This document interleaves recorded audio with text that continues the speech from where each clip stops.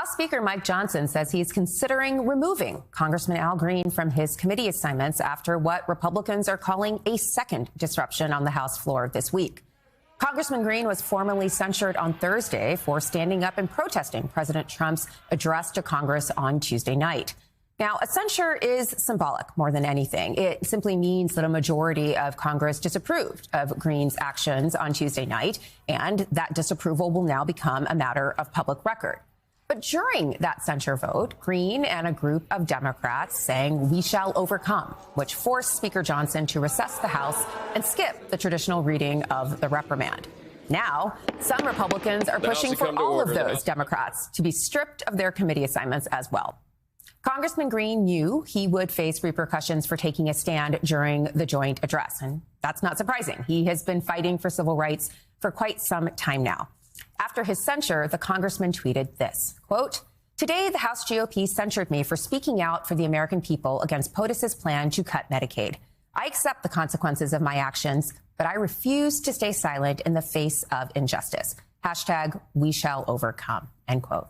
Joining me now is Congressman Al Green, Democrat of Texas.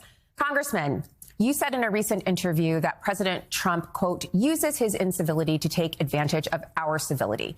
Do you think your colleagues in the Democratic Party are being too civil during this time when American rights and freedoms are literally on the line? Well, thank you for having me. I think we're at a point where we're making decisions as to how we should move forward. I believe that we have to move forward with righteous incivility. This is what we engaged in when we sang "We shall overcome," and what I engaged in when I stood and indicated that the president didn't have a mandate to cut Medicaid. Medicaid is so important to so many in my state. Texas has the highest rate of uninsured persons in the country, and it has such because it refused to expand its Medicaid under the Affordable Care Act. We offered Texas $100 billion, which Texas rejected. Now, with reference to my colleagues, I have said the things that I do are of conscience. My conscience dictated that I do what I did. I am prepared to accept whatever the punishment is. I don't have to agree with it, but I can accept it because that's what peaceful protest demands. First, it demands that you get in the way. This is what John Lewis used to say, which means you're disruptive. And then you have to be prepared to suffer the consequences. I think that that would be inappropriate for the speaker to do or my colleagues, but I'm prepared to suffer the consequences. And by the way, candidly, then this is not to insult anyone. I would do it again because we have to stand up for those who cannot stand for themselves. So, Congressman, 10 of your Democratic colleagues voted to support your censure when that was presented to the floor. What's your response to them? I recognize you don't want to be uncivil to your colleagues, but were you surprised that you didn't have the full support of the Democratic caucus? I was neither surprised nor elated one way or another. I did this not to get a read of what the Congress is all about. It was something that happened rather spontaneously. I was gathering my things to leave when the president said he had a mandate, and that triggered something in me. I just could not allow him to cause people to think that he may have a mandate to cut from Medicaid. The committee that has jurisdiction over Medicaid has been accorded the responsibility to cut $880 billion from that budget. It is mathematically impossible for them to do that without cutting into Medicaid. So the reading that I got from my colleagues doesn't impact me one way or another. I believe that on some issues, it is better to stand alone than not stand at all.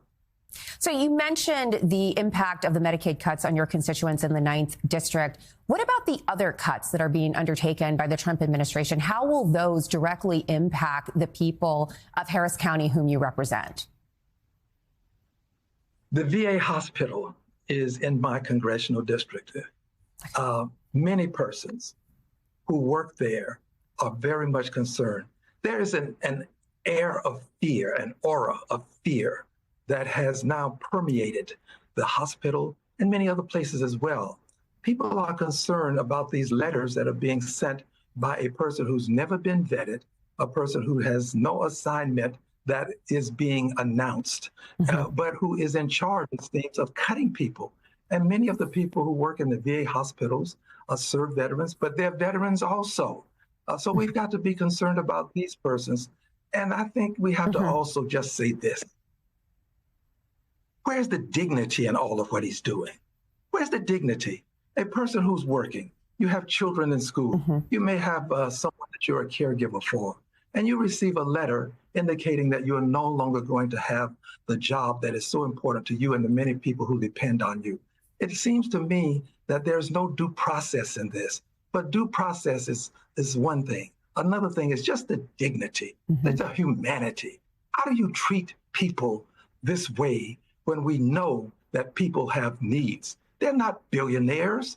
Mr. Musk has doctors and lawyers and people on assigned to take care of him. I don't know how we can say that it looks right for a billionaire to do this to everyday working people. We live in a world where it's not enough for things to be right. They must also look right. That's a great place to leave it, Representative Green. It's not enough to do right. We have to make things look right for everyone and to do right by them. That's Democratic Representative Al Green of Texas. Thank you so much, Congressman.